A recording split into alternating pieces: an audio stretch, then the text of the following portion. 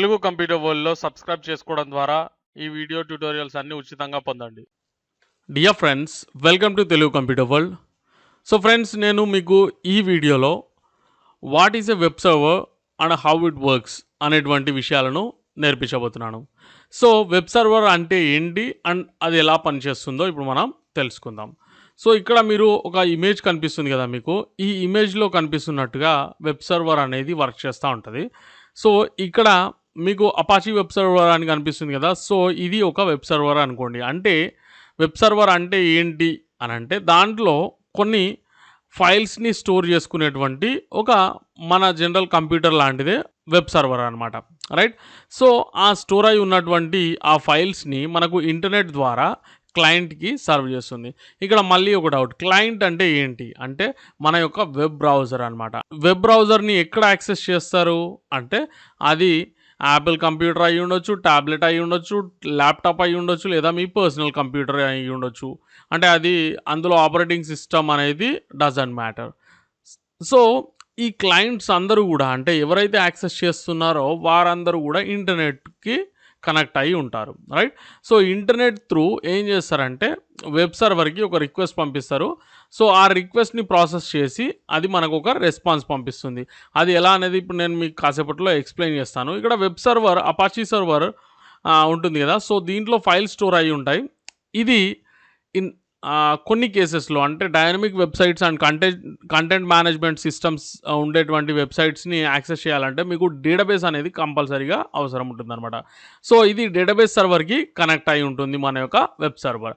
So ఇప్పుడు internet through మనం పంపించినటువంటి రిక్వెస్ట్ని ప్రాసెస్ చేస్తూ అవసరం అనుకుంటే డేటాబేస్ సర్వర్తో కనెక్ట్ అయ్యి ఇంటరాక్ట్ అయ్యి దాంట్లో నుంచి డేటాని గ్రాబ్ చేసి దాన్ని మళ్ళీ మనకి క్లయింట్కి పంపిస్తుంది మన యొక్క వెబ్ సర్వర్. వెబ్ సర్వర్ అనేది ఈ విధంగా వర్క్ చేస్తుంది అనమాట. ఇప్పుడు నేను మీకు ఒకసారి ఇంకా క్లియర్గా ఎక్స్ప్లెయిన్ చేసేటువంటి ప్రయత్నం చేస్తాను. డియర్ ఫ్రెండ్స్, మీరు ప్రొఫెషనల్ వెబ్ డెవలపర్ కావాలనుకుంటున్నారా? అయితే Telugu computer world website open చేసిన తర్వాత telugucomputerworld.com వెబ్సైట్ ఓపెన్ చేస్తే మీకు ఇక్కడ ఫ్రీ కోర్సెస్ అనేవి అందుబాటులో ఉన్నవి. సో వీటిల్లో ఒక్కో కోర్సుని మీరు కంప్లీట్ చేస్తూ మీరు వెబ్ డెవలప్మెంట్ అనేది నేర్చుకోవచ్చు. లేదా మీరు కంప్లీట్గా లైవ్ ట్రైనింగ్ ద్వారా పెయిడ్ కోర్సులో ఎన్రోల్ అయ్యి నేర్చుకోవాలనుకుంటే కనుక, అంటే ఆన్లైన్ లైవ్ ట్రైనింగ్ ద్వారా నేర్చుకోవాలనుకుంటే కనుక prime.telugucomputerworld.com ఓపెన్ చేస్తే లేదా ఈ వీడియో డిస్క్రిప్షన్లో మీకు ఇచ్చినటువంటి లింక్ పైన క్లిక్ చేస్తే మీరు ఇక్కడికి రావడం జరుగుతుంది. సో ఇక్కడ ఆఫర్డ్ కోర్సెస్ చూడండి, మీరు front and back and full stock web development courses అనేవి ఇప్పుడు అందుబాటులో ఉన్నవి. సో వీటిల్లో మీకు నచ్చినటువంటి కోర్సులో మీరు ఎన్రోల్ అవ్వచ్చు. ఇక్కడ క్లిక్ చేస్తే మీకు ఇక్కడ ఉన్నటువంటి ఇంట్రో వీడియో ద్వారా దాంట్లో ఫుల్ ఇన్ఫర్మేషన్ ఉంటుంది. మీకు నచ్చితే కనుక జాయిన్ అయ్యే అవకాశం మీకు ఉంది. సో డియర్ ఫ్రెండ్స్, ఇక్కడ మీరు చూస్తున్నారు కదా, ఇది ఒక web server. So web server అంటే ఏంటి అంటే ఇక్కడ మోస్ట్లీ వెబ్ టెక్నాలజీకి సంబంధించినటువంటి HTML ఫైల్స్ని ఇక్కడ మనం స్టోర్ చేయడం జరుగుతుంది. అంటే కొన్ని ఫైల్స్ని స్టోర్ చేసుకునేటువంటి ఒక కంప్యూటరే వెబ్ సర్వర్. మరి వెబ్ సర్వర్కి మన యొక్క కంప్యూటర్కి ఏంటి తేడా అని అంటే నేను చెప్తాను.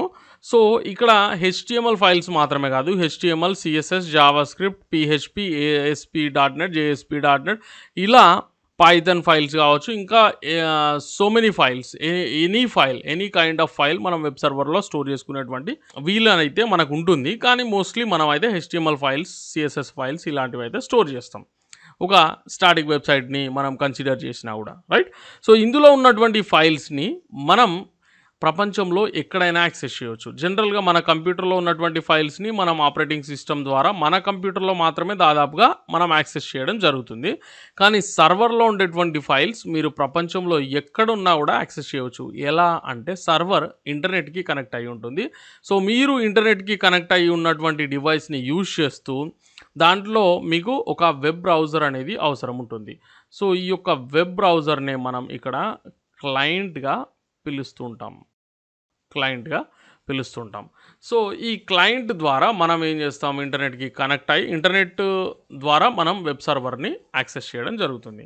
అయితే ఇక్కడ వెబ్ బ్రౌజర్లో మనం ఏం చేస్తుంటాం, అది గూగుల్ క్రోమ్ అయ్యి ఉండొచ్చు, ఇంటర్నెట్ ఎక్స్ప్లోరర్ అయ్యి ఉండొచ్చు, ఇప్పుడు కొత్తగా వచ్చిన మైక్రోసాఫ్ట్ ఎడ్జ్ అయ్యి ఉండొచ్చు, సఫారీ అయ్యి ఉండొచ్చు, లేదా ఓపరా అయ్యి ఉండొచ్చు, ఫైర్ ఫాక్స్ అయ్యి ఉండొచ్చు, ఏ బ్రౌజర్ అయినా సరే, రైట్.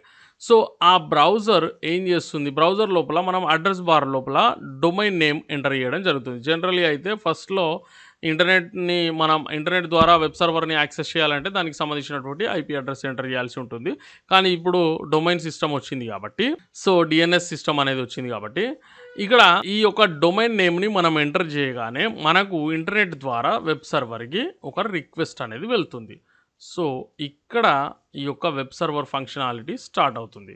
సో, ఇక్కడ మన యొక్క క్లయింట్ లేదా బ్రౌజర్ ఏం చేసింది? ఈ యొక్క రిక్వెస్ట్ అనేది ఇక్కడ ఇంటర్నెట్ ద్వారా ఈ యొక్క వెబ్ సర్వర్‌కి పంపించింది. ఏంటది? ఒక రిక్వెస్ట్. ఓకే.